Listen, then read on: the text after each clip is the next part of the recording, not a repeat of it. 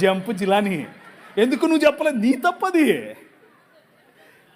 తప్పది. అర్థమవుతుందా?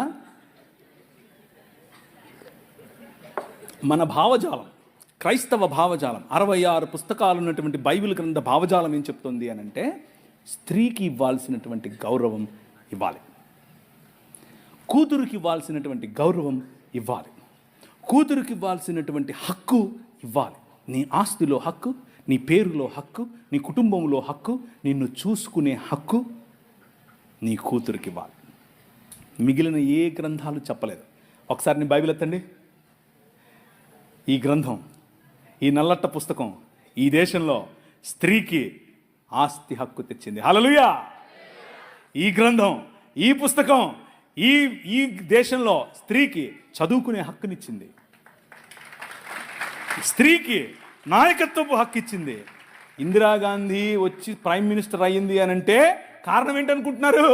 సనాతనం కాదు కాదు కాదు కాదు కాదు నౌజు బిల్లాహి శైతాని కాదు కాదు కాదు కాదు బైబిల్ గ్రంథం. అర్థమవుతుందా? That is your king. అది నీ రాజు.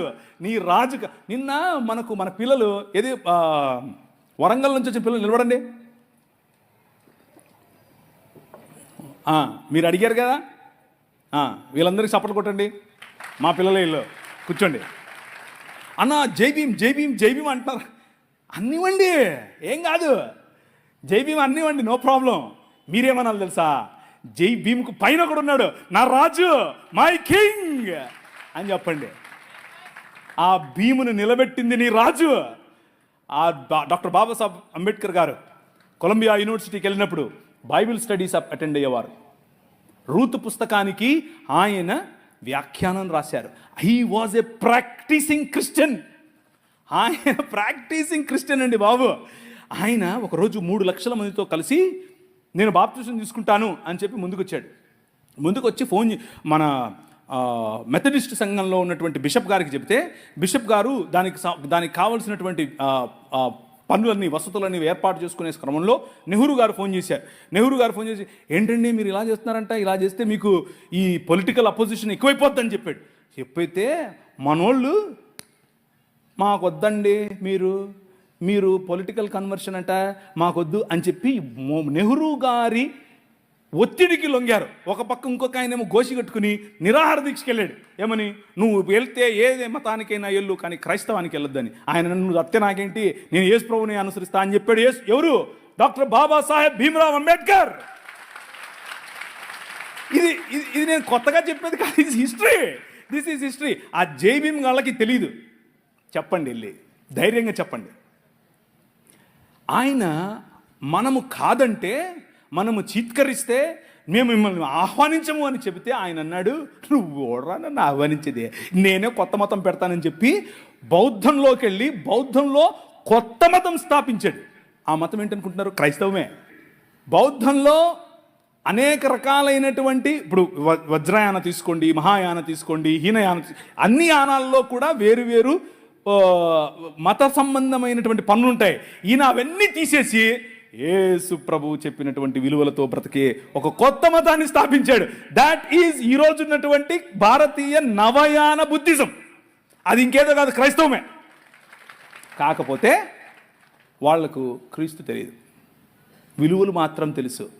నీ పని యూనివర్సిటీల్లో చదువుతున్న నీ పని, అరే బాబు బాగానే ఉంది కానీ దీనికి మూలం ఏంటో తెలుసా? మై కింగ్ అని చెప్పాలి. నా రాజు, ఆయన కారణంగానే భీమ్ ఉన్నాడు అని చెప్పాలి. అది నీ పనే. సంస్కృతులు నీ ముందు డెవలప్ అవుతాయి, సంస్కృతులు నీ ముందు షేప్ చేసుకుంటాయి. ఆ సంస్కృతులను చెరపట్టి క్రీస్తు పాదాల దగ్గరికి తీసుకొని రావటం నీ పనే. 2వ కొరింథీయులకు రాసిన పత్రిక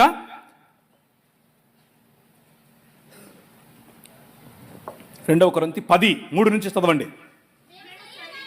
మేము శరీరధారులమై నడుచుకొనుచున్నను, శరీర ప్రకారము యుద్ధము చేయము. కానీ నువ్వు ఒప్పుకున్నా ఒప్పుకోకపోయినా, నువ్వు యూనివర్సిటీలో ఉన్నా, నువ్వు ఇక్కడున్నా, నువ్వు రాజమండ్రిలో ఉన్నా, నువ్వు హైదరాబాద్లో ఉన్నా, నువ్వు ఢిల్లీలో ఉన్నా, నువ్వు షికాగోలో ఉన్నా, ఎక్కడున్నా సరే, you are in a war.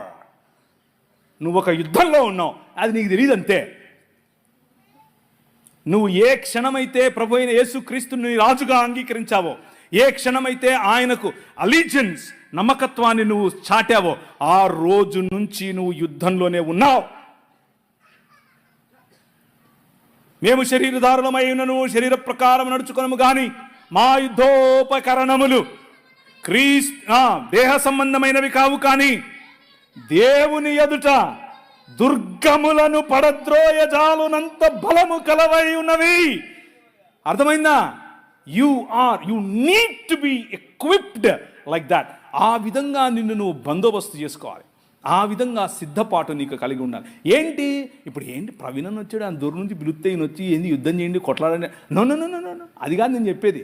నీ యుద్ధములు శరీర సంబంధమైనవి కావు అని చెప్తున్నాను.